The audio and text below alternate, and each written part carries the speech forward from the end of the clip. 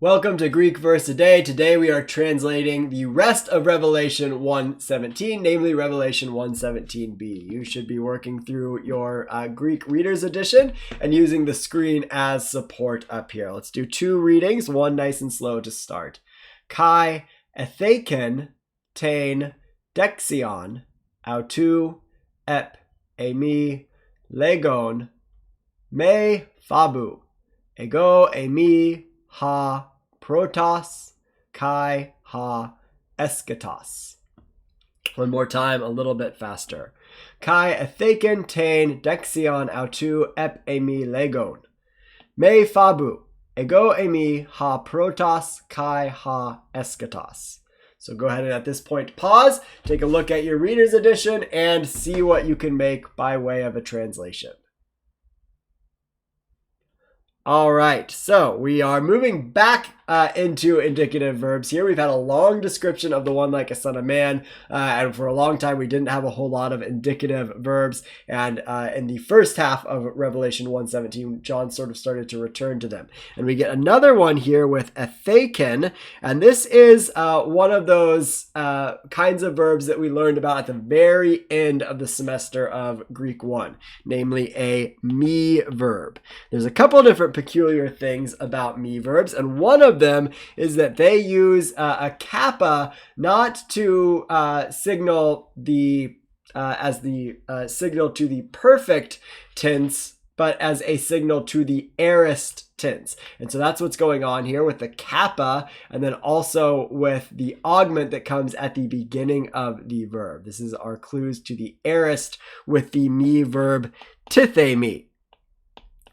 So one of the other peculiar things about me verbs is they reduplicate in the present tense, and they reduplicate with a iota. So the stem here is theta eta, which has reduplicated and has gone to the hard tau sound from the theta in tithemi in the present tense. But this is not the present tense, as we said, because we have an augment and the kappa, which is a signal to the aorist with me verbs. So what we have is an aorist, active, indicative, third person singular from tithemi, which means I put or place. Because it's third person singular, it's going to be he, she, or it. And the subject of this verb is going to be presumed to be the one like a son of man. It's not explicitly stated here in the verse, but that is our presumed subject that would stand before the verb here. So, and the son of man placed, and what he placed is tein dexion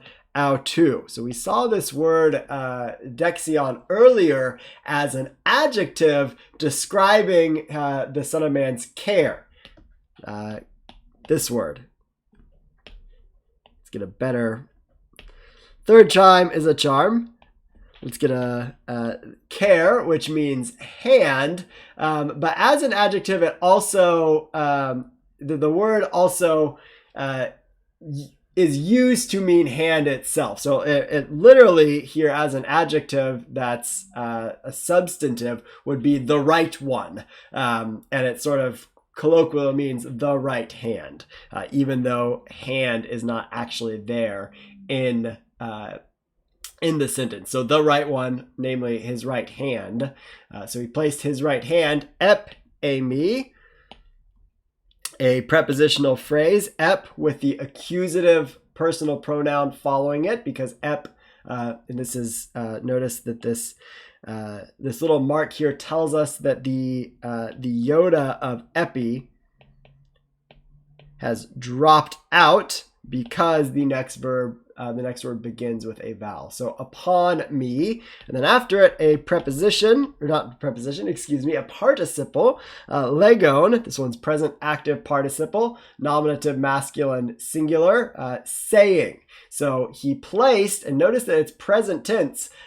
So when we have a present tense participle, what kind of action do we have? So remember, usually we're going to have a present participle or an aorist participle, and they relate to the action of the verb in different ways. So for the present tense, the action of the participle happens simultaneously with the action of the verb. So So as the one like a son of man places his right hand on John, he is saying. So those actions are happening at the same time. It's not that he said. If this were to be in the aorist tense, then the action would precede. The action of the participle would precede the action of the verb.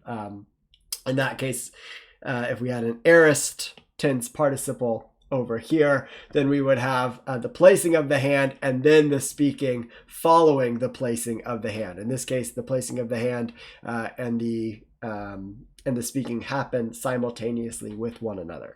And then all of this down here, let's circle it in a different color, is going to be the content of the speech. What is said. This is what we would call the direct discourse of Legon. What is spoken by the one like a son of man. Me fabu. This is going to be an imperative, a second person singular imperative from phobeo, which means fear, where we get our word phobia from. And then remember, in the non-indicative moods, the negative particle, the word that's going to negate a non-indicative verb is may rather than u. So we don't have u here, we have may, because this is an imperative, not an indicative. Excuse me. So the command is don't fear, ego, eimi, I am, ha protos, kai ha eschatos. Two different substantive adjectives, the first and the last. So to put it all together, and the Son of Man placed his right hand on me, saying, don't fear, I am the first and the last.